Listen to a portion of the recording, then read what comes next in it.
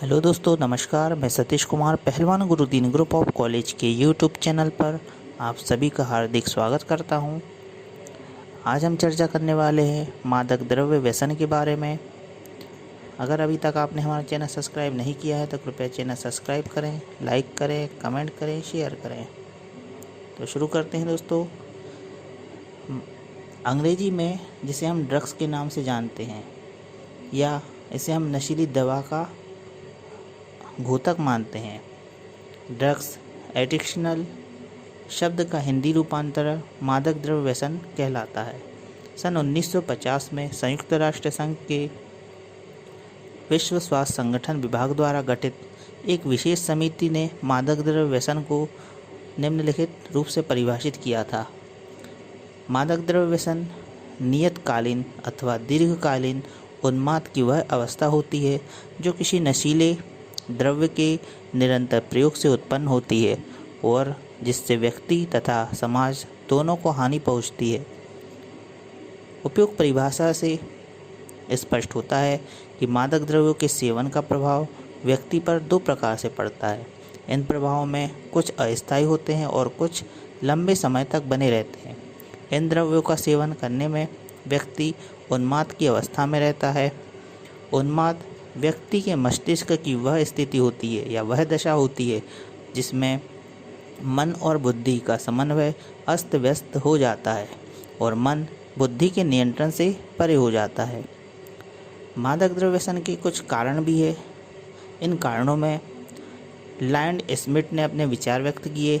उनके अनुसार इन द्रव्यों के सेवन व्यक्ति द्वारा इसलिए किए जाते हैं क्योंकि वे सामान्य बनना चाहते हैं। एक बार इन द्रव्यों का सेवन करने की आदत बन जाने पर उनको छोड़ने में कष्ट का अनुभव होता है। इंग्लैंड के प्रसिद्ध मनोचिकित्सक डॉक्टर J.H. विल्स ने मादक द्रव्य सेवन के कारणों का उल्लेख किया। मादक द्रव्य सेवन के निम्नलिखित कारण हो सकते हैं। नंबर 1, सरलता से उपलब्धि। इसके अंतर्गत वर्तमान समय में संसार के समस्त देशों में मादक द्रव्य सेवन करने वालों की संख्या लगातार बढ़ती जा रही है। उनका मुख्य कारण यह है कि यह सरलता से उपलब्ध हो जाते हैं। चीन में अफीम खाने की आदत को अंग्रेज़ों ने प्रोत्साहित किया और इनकी उपलब्धि कराकर चीन के नागरिकों को इसके प्रयोग करने का आदी बना दिया। दूसरा प्रमुख कारण है सांस्कृतिक प्रभाव। कुछ समाजों की संस्कृति मादक द्रव्य के प्रयोग की स्वीकृति प्रदान करती है, जिसके परिणाम स्वरूप उस समाज के सदस्य इसके सेवन के आदी हो जाते हैं। इस संबंध में भारतीय समाज का उदाहरण दिया जा सकता है। भारत में भांग, चरस, गांजा आदि मादक द्रव्यों का प्रयोग बढ़ने का कारण सामाजिक, सांस्कृतिक तथा धार्मिक स्वीकृति थी। मादक द्रव्य को आध्यात्मिक चिंतन एवं मनन का उत्प्रेरक भी माना गया है। तीसरा प्रमुख कारण है मनोवैज्ञानिक विषमताएं।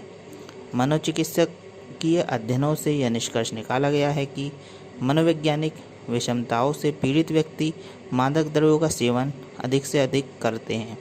ऐसे व्यक्ति के मानसिक रूप से दुर्बल होते हैं, मानसिक बीमारियों से पीड़ित होते हैं, संवेगात्मक रूप से अस्थिर होते हैं, मानसिक संघर्षों से ये ग्रस्त होते हैं या भावुक होते हैं।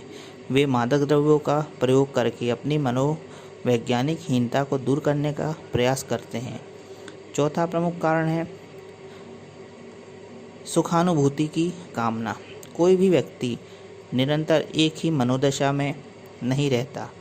मनोदशा में परिवर्तन लाने के लिए व्यक्ति अनेक उपायों को अपनाते हैं। इससे प्रत्येक व्यक्ति अतिरिक्त सुख की अनुभूति करना चाहता है। कुछ व्यक्ति इन उद्देश्यों की पूर्ति के लिए मादक द्रव्यों का सेवन प्रारंभ कर देते हैं और कुछ समय के बाद में उसके दास हो जाते हैं। अगला कारण है दवा के रूप में प्रयोग। अनेक मादक द्रव्यों को प्रयोग दवा के रूप में किया जाता है। कभी कभी व्यक्ति किसी बीमारी के कारण मादक द्रव्यों का सेवन प्रारंभ कर देते हैं, लेकिन पूर्ण स्वस्थ होने के बाद भी इन मादक द्रव्यों के सेवन को छोड़ नहीं पाते और उनके आदी हो जाते हैं। अगला प्रमुख कारण है मादक द्रव्य व्यसनी लोगों की संगति। मादक द्रव्य व्यसन बुरी संगति का एक परिणाम होता है। कभी कभी अच्छी आदतों वाले व्यक्ति भी जब व्यसनी व्यक्तियों के संपर्क में आते हैं तो उनकी संगति में रहकर वह मादक द्रव्यों का सेवन करना शुरू कर देते हैं। प्रारंभ में उन्हें मादक द्रव्यों के सेवन से आनंद प्राप्त होता है, लेकिन आगे चलकर वे इसके आदी हो जाते हैं। इस प्रकार दोस्तों हमने आज देखा मादक द्रव्य का अर्थ, परिभाषा एवं इसके प्रमुख कारण। आगे की वीडियो के साथ मैं आपके सामने पुनः उपस्थित होऊंगा। तब तक के लिए नमस्कार, धन्यवाद।